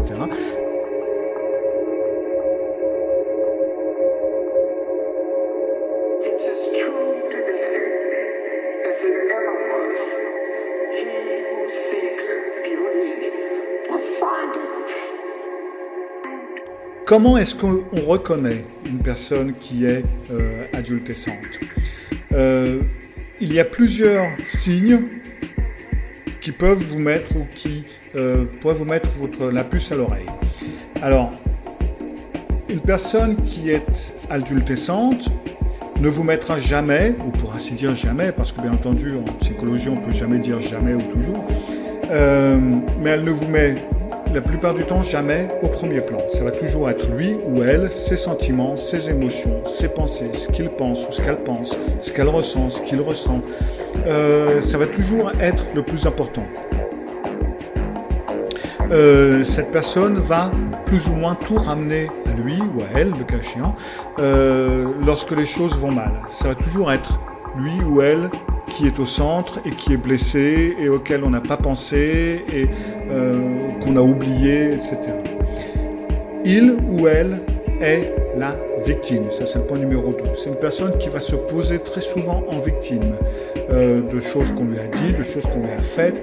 Et après un certain temps, l'autre partie se voit tout simplement marcher sur des œufs parce qu'un mot mal dit, une action mal faite, quelque chose qui ne se passe pas comme il le faut, et pof, ça y est, on démarre tout un truc où la personne se victimise et commence à parler de soi, etc.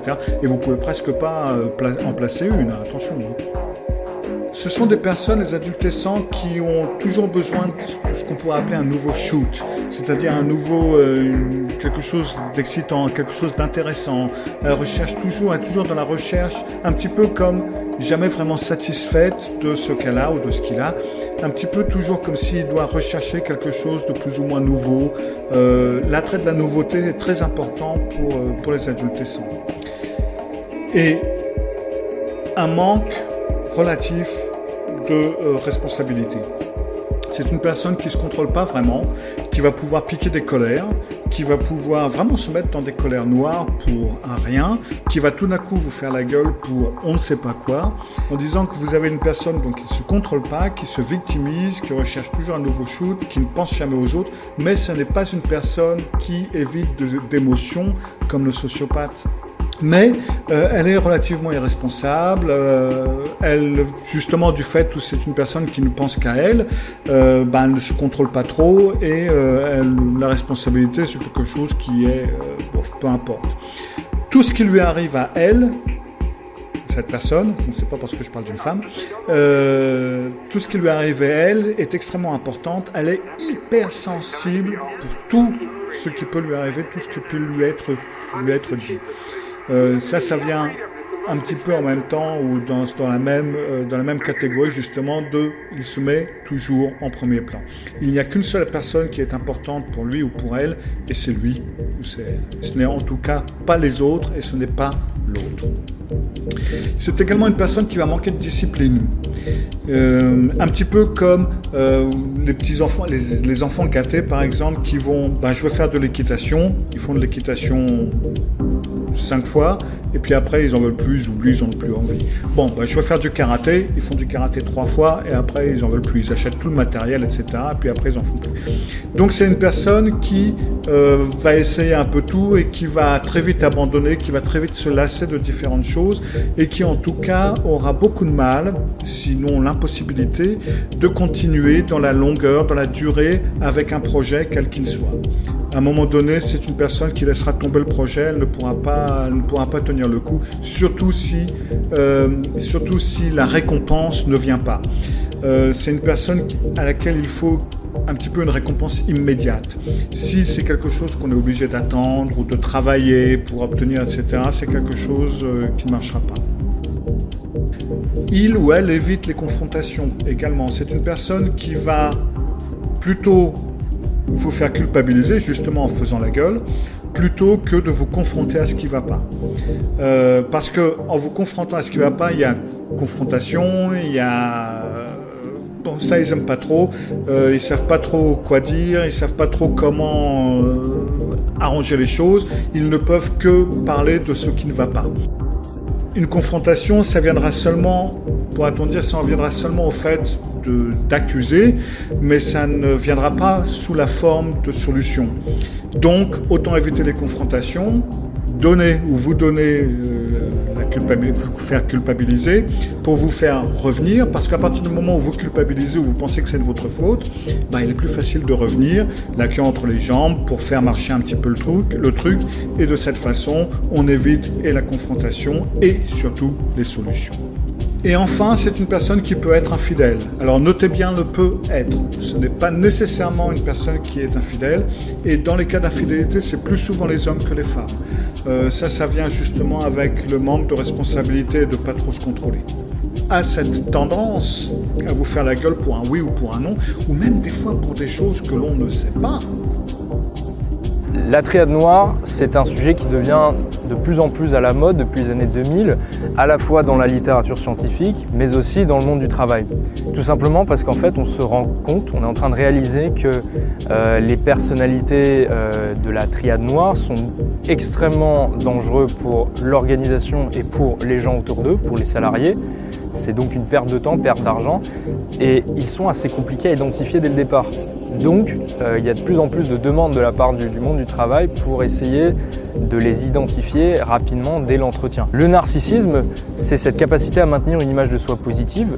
C'est ce qui pousse les individus à aller rechercher dans leur environnement social des informations qui vont leur permettre de s'affirmer, qui vont les valider socialement. On en a tous besoin du narcissisme. Comme je vous dis, ça évolue sur un continuum. On est plus ou moins narcissique. Il faut un minimum de narcissisme pour ne pas devenir un paillasson.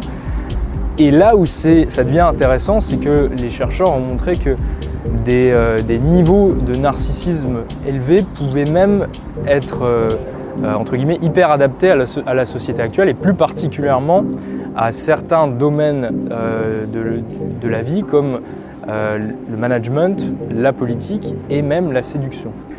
On va d'abord parler du trait narcissisme qui est évalué par le test de personnalité qu'on appelle le NPI, donc le Narcissism Personality Inventory, qui consiste en une quarantaine d'items, de questions, qu'on va poser à la fois à la personne concernée, mais aussi aux personnes autour d'elle. Donc si c'est dans le monde du travail, à ses collègues, à son manager, à ses subordonnés. C'est ce qu'on appelle des tests en 360 degrés. Là, on va utiliser à peu près 6 facteurs qui reviennent très souvent dans l'étude du narcissisme. Le premier facteur, c'est l'autorité. C'est ce qui fait qu'on voit très souvent des narcissiques à des postes de leader. 1/5 des chefs d'entreprise ferait partie de la triade noire. Ce facteur autorité, il est corrélé à l'extraversion, il est corrélé à l'assertivité, au caractère dominant, à la compétition, le côté compétitif. Voilà, ce sont des personnes qui vont tout faire pour atteindre des postes de pouvoir et qui se considèrent comme de très bons leaders et qui d'ailleurs très souvent sont perçus comme de bons leaders, du moins sur le court terme. Attention, parce que sur le long terme, comme on l'a vu, ils deviennent destructeurs pour l'organisation et pour les gens autour d'eux. Le deuxième facteur qui peut sembler le plus évident, du moins le premier auquel on pense quand on pense au narcissisme, mais il est vrai, c'est l'exhibitionnisme.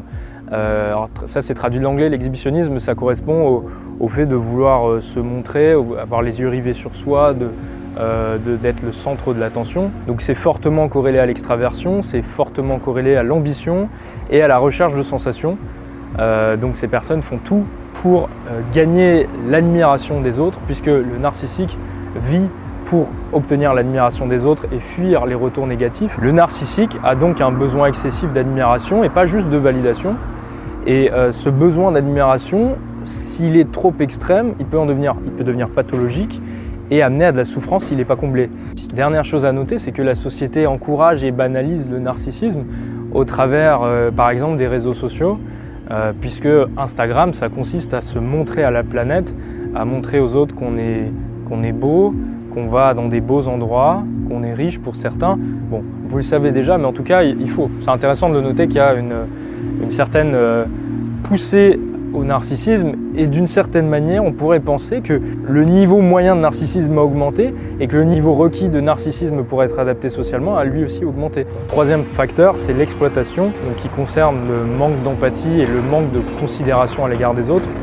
Alors quand on parle d'empathie dans le cas du narcissique, c'est un peu le même principe que chez le psychopathe, c'est-à-dire que son empathie cognitive est intacte, donc il est capable de se mettre à la place des autres et de comprendre ce que les autres ressentent. C'est d'ailleurs ce qui lui permet de manipuler les autres. Il s'en vante d'ailleurs dans les entretiens. Le narcissique se vante de lire les personnes comme des livres, d'être capable de les manipuler, de les influencer. En revanche, il a une empathie affective qui est inférieure à la moyenne, c'est-à-dire qu'il a du mal à ressentir les émotions des autres. Et d'ailleurs, faites le test, quand vous discutez avec une personne fortement narcissique, vous aurez cette étrange sensation de ne pas exister. Je dis même discuter avec une personne narcissique, mais en fait c'est lui qui parle et vous qui écoutez, puisque les autres ne sont là que pour admirer les narcissiques. Les autres ne sont pas considérés comme des humains, mais comme des instruments soit à utiliser pour atteindre la réussite, sa réussite personnelle, soit à utiliser pour se nourrir de leur admiration, soit éventuellement, s'ils sont extraordinaires comme eux, pour les valoriser. Je vais m'entourer de personnes extraordinaires parce que ça me rend encore plus extraordinaire. Ce facteur exploitation, il est aussi associé à l'hostilité, à l'agressivité, mais aussi au caractère rebelle et à l'anticonformisme. Ça s'explique par le fait qu'un narcissique, c'est très difficile de le manager. C'est le premier qui va refuser de recevoir les ordres, c'est lui qui va les donner plutôt. Et ça explique aussi que d'une certaine manière, il faut une certaine dose de narcissisme pour créer, pour entreprendre et pour créer un mouvement. Puisque quand on crée un mouvement, la première, comme on dit souvent, la première étape du leader, c'est de commencer par désobéir. C'est pour ça qu'il faut juste noter qu'il n'y a pas que du négatif dans le trait narcissisme, du moins dans les caractéristiques du trait narcissisme. Il y a certaines caractéristiques qui sont, encore une fois, nécessaires et même parfois qui sont hyper adaptées. Le quatrième facteur qu'on retrouve dans toutes les analyses factorielles concernant le narcissisme, c'est entitlement. En anglais, entitlement, ça veut dire le sentiment que tout leur est dû, qu'ils doivent bénéficier d'un traitement de faveur. Et ça, c'est corrélé négativement avec le trait agréabilité du Big Five et positivement avec le trait névrosisme du Big Five aussi. Le névrosisme, c'est les émotions négatives. Les narcissiques ressentent plus fortement et expriment plus fortement la colère. Et très souvent, lorsque leurs attentes et leurs croyances grandioses vis-à-vis de leur propre personne ne correspondent pas avec la réalité. Lorsque leurs attentes sont contradictoires avec la réalité. Et alors, bien dans ces cas-là, le narcissique peut péter un câble, avoir des crises de rage, s'en prendre de manière très agressive aux autres. Et s'il y a un problème autour de lui, il va se plaindre que les autres ne sont pas assez bien, que lui a été parfait, qu'il a tout fait pour tout le monde, que c'est quelqu'un d'extrêmement généreux. Ça d'ailleurs, c'est ce qui fait une distinction entre les psychopathes et les narcissiques, puisque les psychopathes ont des scores sur le trait névrosisme très bas, contrairement aux narcissiques. Et pour finir sur un versant un peu plus positif, c'est cette même obsession que tout leur est dû qui va pousser les narcissiques à tout prix, par tous les moyens, essayer de grimper à des postes de pouvoir parce qu'ils sont persuadés que c'est leur place, que cette place leur est due. Alors 2 autres facteurs évidents dont j'aurais dû parler, le sentiment de supériorité et la vanité. Le sentiment de supériorité, les narcissiques se considèrent comme extraordinaires, supérieurs aux autres à tout égard. Et ils sont très souvent étonnés qu'on n'ait pas déjà fait de biographie à leur sujet. Il faut savoir aussi que le sentiment de supériorité est lié à l'arrogance. Donc les narcissiques sont réputés pour être arrogants vis-à-vis des autres, beaucoup de mépris par rapport à ceux qu'ils considèrent inférieurs, même ceux qui les admirent. Donc si vous n'êtes pas extraordinaire, vous allez être méprisé par les narcissiques. Et concernant la vanité, les narcissiques se décrivent eux-mêmes comme étant plus beaux que la moyenne, plus attirants que la moyenne. Et là où ça devient intéressant, c'est qu'ils sont également décrits par leur entourage comme étant plus beaux que la moyenne, plus attirants que la moyenne. Alors c'est pas une corrélation immense, elle est de 0,2, mais elle est significative. Alors on peut se poser la question, est-ce que être narcissique rend plus attirant, ou est-ce que inversement être attirant rend plus narcissique? Ou on peut se demander aussi si le traitement de faveur ou la manière dont les gens ont pour habitude de traiter les gens qu'ils considèrent comme beaux, est-ce que ça n'a pas pour effet d'augmenter le narcissisme des gens? Maintenant qu'on a vu le trait narcissisme, on va voir le narcissisme pathologique et le trouble de la personnalité narcissique qui est décrit dans le DSM à travers 8 critères que je ne vais pas reprendre parce que c'est globalement ce que j'ai dit plus haut. Il en faut au moins 5 des 8 critères pour être diagnostiqué trouble de la personnalité narcissique. Et la différence avec le trait narcissisme, c'est que là, il y a de la souffrance. C'est pour ça que c'est considéré comme du narcissisme pathologique. Il y a de la souffrance et il y a une altération du fonctionnement normal de la vie affective ou de la vie interpersonnelle. Il y a 2 grandes formes de narcissisme dont on parle dans la littérature scientifique. Il y a le narcissisme grandiose et le narcissisme vulnérable, qui ne fonctionnent pas de la même manière. Le narcissisme grandiose, c'est globalement très bien décrit dans le DSM et dans ce que j'ai dit là, donc c'est tout le côté exhibitionnisme, sentiment de supériorité. C'est le narcissisme qu'on ne peut pas louper, c'est le narcissisme où la personne va tout faire pour obtenir de l'admiration. Le narcissisme vulnérable, lui, va plutôt tout faire pour fuir les situations où il n'y aurait pas d'admiration et surtout fuir les situations où ses attentes serait en contradiction avec la réalité, puisqu'il ne va pas réagir de la même manière. Alors les deux réagissent avec agressivité, les deux réagissent avec des crises de colère, mais le narcissique grandiose a une estime de soi au plafond, alors que le narcissique vulnérable a une estime de soi extrêmement fragile. Il a un ego fragile, plutôt d'apparence timide et modeste, et donc comme je vous dis, il va essayer de fuir ces situations sociales, donc il y a un comportement d'évitement. C'est d'ailleurs pour ça que le trouble de la personnalité narcissique peut être confondu avec le trouble de la personnalité anxieuse et évitante. Ça peut faire penser à des comportements anxieux, sauf que contrairement aux personnes anxieuses, c'est pas qu'il a peur du regard des gens, c'est qu'il a peur de ne pas être admiré.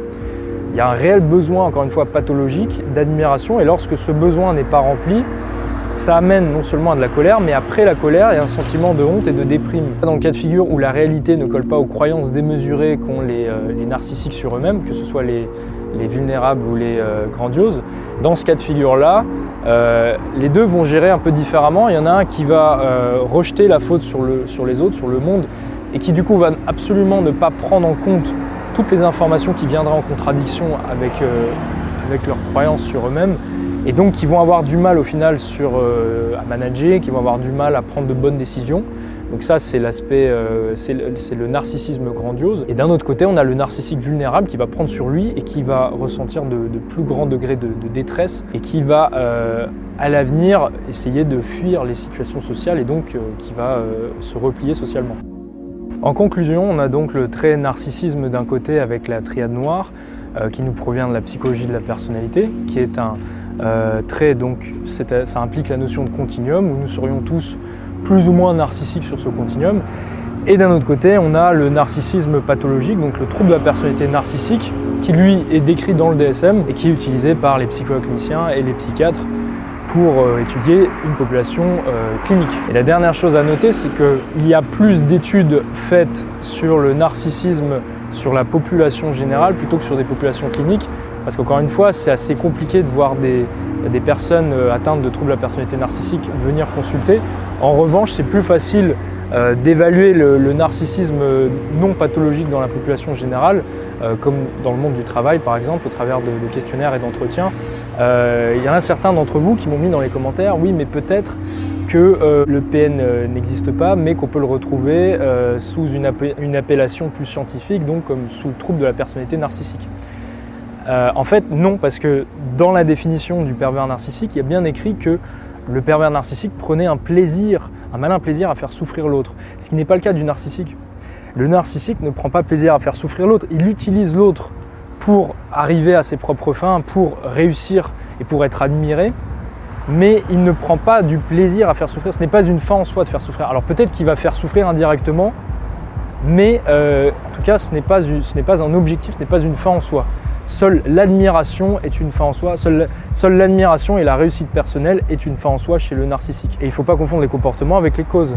Un même comportement peut avoir différentes causes, peut être associé à des troubles différents qui n'ont a priori rien à voir avec les uns les autres. C'est le cas par exemple des autistes. Les autistes expriment très peu d'empathie, ils ont beaucoup de mal à se mettre à la place de l'autre et ils sont très souvent à tort accusés, identifiés comme des psychopathes. Et parfois, on peut aussi adopter un comportement narcissique, psychopathique dans un domaine précis, un jour précis, dans un contexte précis, sans pour autant l'être dans tous les autres domaines de sa vie, sans pour autant présenter de troubles psychiatriques d'ailleurs. C'est pour ça que dans le cadre des relations amoureuses, il faut prendre en compte plusieurs facteurs, il faut avoir une approche multifactorielle. Donc certes, peut-être l'autre a un score élevé en narcissisme, peut-être même qu'il est atteint de troubles de la personnalité narcissique, et dans ces cas-là, il faut aller le faire diagnostiquer par un psychoclinicien ou un psychiatre. Mais peut-être aussi que le contexte a favorisé l'émergence de comportements narcissiques. Peut-être aussi que si vous vous retrouvez régulièrement avec des personnes qui présentent des comportements narcissiques, peut-être que ça peut venir également de votre comportement à vous. Il y a plein de facteurs qui peuvent rentrer en jeu et je ne dis pas que c'est pas impossible de tomber sur un psychopathe. Mais c'est beaucoup moins courant que ce que voudraient nous le faire croire les nombreux témoignages qu'on voit sur Internet. Je suis médecin, je ne sais pas si vous avez remarqué. Désormais, quand on est au restaurant, on a tous un réflexe un peu bizarre. On dit plus bon appétit, ça c'était avant. On prend en photo son plat. Bizarre quand même. Même quand on mange une salade ou un vieux hamburger, on prend en photo. Pourquoi est-ce qu'on fait ça? Je sais pas. Et désormais, les gens, observez les gens au restaurant, peut-être vous-même vous avez ce genre d'attitude, on ne parle plus. On reste scotché sur nos téléphones. Et ces outils qui sont censés nous connecter les uns les autres, finalement, nous éloignent et on ne parle plus. On ne sait même plus quoi se dire.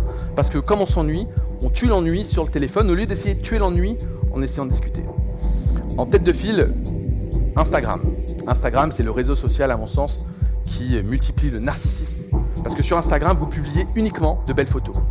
Moi, j'ai jamais vu personne publier des couverts sur Instagram, une lettre de huissier ou une facture à lancer, évidemment à relancer.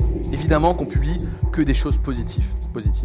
Et en publiant ces choses positives, sans vous en rendre compte, chez les autres, même quand votre vie est misérable, même quand vous êtes triste, même quand c'est compliqué, eh ben vous créez de l'envie chez les autres. Et une forme de jalousie, et donc les gens vont se dire ce mec il a une chance incroyable, alors que 5 minutes avant vous étiez malheureux, 10 minutes après vous l'êtes, mais comme vous avez publié cette photo, ben vous avez travesti la réalité. Et c'est d'autant plus pervers parce que, à force de publier des moments de bonheur, c'est humain, de se dire que tout va bien, les gens ne cherchent plus à savoir comment est-ce que vous allez réellement. Plus personne ne vous demandera au fait comment tu vas. Bah, évidemment que tu vas bien, t'arrêtes de publier des photos de tes vacances, des photos de ton plat, des photos de la ville que tu as visitée. Donc en fait, vous êtes en train de vous éloigner en faisant ça. Alors certains me diront, bon, moi Instagram, je sais le gérer, je suis pas malheureux dans ma vie, les réseaux sociaux, je gère. Mais est-ce que vous savez que les réseaux sociaux, à travers l'utilisation du téléphone, ont un impact sur votre santé, un impact réel et surtout que vous connaissez déjà mais qu'on préfère ignorer. Le premier, c'est évidemment les troubles du sommeil. On sait tous que utiliser son téléphone avant de dormir, au travers des lumières bleues, perturbe votre horloge biologique qui a l'impression d'être en plein jour alors qu'il est 23h et donc vous dormez moins bien. Le fait de moins bien dormir, d'avoir des troubles du sommeil, évidemment que ça a un impact sur votre santé. On s'est rendu compte que ça a entraîné un déclin cognitif. On a fait des IRM à des gens qui avaient des troubles du sommeil. On s'est rendu compte qu'ils avaient des dépôts d'amyloïdes, des plaques, on appelle ça séniles, semblables à ceux qui avaient la maladie d'Alzheimer. Avoir un trouble du sommeil et ne pas dormir, ça entraîne aussi des maladies cardiovasculaires. On sait qu'on a plus de cancers, notamment au travers des gens qui travaillent de nuit, mais ça aussi, ça paraît très loin. Utiliser son téléphone avant de dormir, ça fait grossir. Alors ça, on ne sait pas beaucoup. Il y a des études qui le prouvent, ça fait grossir même un peu plus les femmes que les hommes. 2 mécanismes. Le premier, c'est les lumières bleues qui perturberaient les sensations de satiété au niveau du cerveau, donc un message chimique. Et deuxième, ça concerne tout le monde, c'est que quand on est sur son téléphone et qu'on est en train de manger, le cerveau est incapable de décoder les 2 actes ensemble. Je mange et je regarde un profil Instagram. Je mange et je tweete. Et le cerveau considère que l'activité intellectuelle est prioritaire et vous avalez, sans vous en rendre compte, une quantité bien plus importante et vous prenez du poids. Mais il y a un troisième effet qu'on ne connaît pas. En Asie, il y a une épidémie de myopie. 9 Asiatiques qui font des études sur 10 sont myopes. Et parmi eux, 2 sur 10 ont une myopie telle qu'ils risquent de devenir aveugles. Et cette épidémie de myopie, elle est en train de se transposer petit à petit chez nous en France. Alors évidemment que la myopie n'est pas contagieuse, mais dites-vous que quand vous êtes derrière un écran au travail, parce qu'on a de plus en plus un travail sédentaire, derrière un ordinateur, vous rentrez, vous êtes dans les transports, vous êtes de nouveau sur votre ordinateur. Et puis une fois chez vous, vous êtes encore derrière des écrans. Ce qui fait que votre œil devient feignant. Vous accommodez que sur de très courtes distances et il n'a plus l'habitude de regarder au loin, ce qui contribue au fait d'avoir la myopie. Alors, il y a 2 façons de lutter contre ça. La première, ça concerne les enfants. Évidemment, pas de tablette pour les enfants, mais surtout si vous en donnez une, mettez-les dehors. Le fait pour un enfant de gambader, de regarder au loin l'oiseau qui se trouve dans l'arbre, permet à son œil d'accommoder plus loin et de ne plus être feignant, c'est un message de prévention. Parallèlement à ça, on sait que les enfants, en 30 ans, ont perdu 25% de leur capacité cardiovasculaire. Ils courent moins bien et sont moins endurants. Et puis pour les adultes, il y a une règle toute simple que vous pouvez vous appliquer, c'est un médecin indien qui a découvert ça, c'est pas de moi. C'est la règle des 3-20. Toutes les 20 minutes, pendant 20 secondes, vous regardez à 20 pieds. C'est à peu près 6 mètres. Et ça permettra à votre œil d'être un peu moins feignant, même si l'idéal, évidemment, c'est de limiter l'application, l'accès au réseau. Mais ça, je pense qu'on n'est pas encore prêt. L'épidémie du narcissisme n'est pas un phénomène à prendre à la légère et cela pose de vraies questions d'ordre moral. Avec la propagation en masse de l'antagonisme et du dénigrement à grande échelle des valeurs éthiques et morales, quelle société sommes-nous en train de construire ? Je peux citer à titre d'exemple le système financier qui récompense les pratiques managériales et financières les plus inéquitables et les plus corrompues. Les débats tumultueux qu'on voit sur diverses plateformes médiatiques qui incitent à la haine et la division, ces mêmes plateformes exposent d'une façon unanime une représentation unique et biaisée de la réalité. Il y a une seule version qui est acceptable. Il y a une intention claire et évidente de diffuser et de généraliser la pensée unique, celle qui est choisie par les pouvoirs politiques. Toute opinion divergente est ridiculisée et bafouée, même lorsqu'il s'agit de discours très sérieux. Les débats civilisés et respectueux restent très marginaux et s'appuient souvent sur des moyens alternatifs pour diffuser leur message. Ce phénomène contribue à contrôler le système de pensée dominant. La propagande médiatique est devenue l'arme absolue mise au service des agendas politiques et des règles du jeu économique mondial. Ces règles sont fixées en fonction des intérêts des pays industrialisés et certains intérêts privés des ultra-riches, aux dépens de ceux des pays en développement. Il y a des humains qui sont tout à fait à l'aise face à la perversion des systèmes économiques, démocratiques et sociétaux. Ils se sont positionnés confortablement au sommet des hiérarchies et se sont octroyés le pouvoir de réguler les règles du jeu à leur profit exclusif. Et le mode d'emploi fait l'objet d'une transmission transgénérationnelle minutieusement réfléchie. Leurs enfants sont ainsi guidés et encouragés à suivre les pas de leurs parents sur le chemin du pouvoir et de la domination. Et s'ils n'arrivent pas à intégrer les normes et les structures qui leur sont imposées, leurs parents trouveront des moyens détournés pour les forcer à suivre leurs pas. Nous vivons dans un système qui glorifie le matérialisme et la cupidité. Un système qui favorise la recherche avide de succès matériel et la création insatiable de richesses aux dépens du bien-être. C'est ainsi qu'est mesuré le bonheur. à travers les richesses matérielles et la création d'une peur illusoire du manque. D'une façon générale, toute expression authentique de sa vulnérabilité est critiquée, dénigrée et réprimandée. Tu n'as pas le droit de te plaindre. Vivre dans un tel système n'engendre-t-il pas l'aliénation ? De telles conditions morales et psychologiques ne sont-elles pas équivalentes à un environnement hautement pollué et toxique ? Quelles sont les conséquences de faire perpétuer un tel système ? Quelles conséquences au niveau des individus, puis au niveau des familles, ensuite des institutions, des structures, des entreprises, etc. Mais sommes-nous devenus tellement habitués à la toxicité qu'on n'est plus capable de voir la réalité en face ? Après tout, on s'habitue si bien à l'air et l'eau polluée. Comme on s'est bien habitué à la malbouffe et la maltraitance des animaux. Ou bien peut-être que la toxicité est devenue la norme, qu'on n'est plus capable de voir autre chose, qu'on n'a plus de discernement, et on ne sait plus que faire, on ne sait plus quoi penser. Après tout, dans ce tissu ficelé de contradictions, de mensonges et de confusion, qui dit la vérité ? Qui ment ? Personne ne sait. Peut-être bien que nous nous sommes habitués et suradaptés à ces conditions, et que par conséquent, nous nous sommes coupés de nos émotions, de notre intuition, notre instinct viscéral et notre nature profonde. Et peut-être que nous sommes simplement lassés, usés, consumés, qu'on a à peine la force de survivre au jour le jour, et nous n'avons aucune perspective sur comment changer ce système. Je me pose la question comme vous. Jusqu'où va s'étendre ce système qui récompense et met en valeur la corruption morale, la compétition acharnée et débridée, les apparences trompeuses, le mensonge, les structures hiérarchiques dominatrices, puissantes et cupides au-delà de toute limite, mais aussi les achats compulsifs, la consommation frénétique de biens et de services n'ayant aucune utilité, le gaspillage à outrance des ressources, la destruction directe et indirecte de nos écosystèmes. Voilà ce que produit la perversion du système. Nous ne pouvons pas nier que le système dans lequel nous vivons est un système qui met en avant et récompense les comportements et les attitudes narcissiques, c'est-à-dire l'arrogance, le manque d'empathie, l'indifférence, la joie maligne qu'on appelle la schadenfreude. Il n'y a qu'à voir l'effet viral des bêtisiers calamiteux partagés en masse sur les réseaux sociaux, ou bien les scandales qu'on peut voir dans certains débats télévisés. Ces calamités font rire le public. Se réjouir des malheurs d'autrui, c'est devenu tout à fait normal. Et si tu ne ris pas, tu es traité de rabat-joie.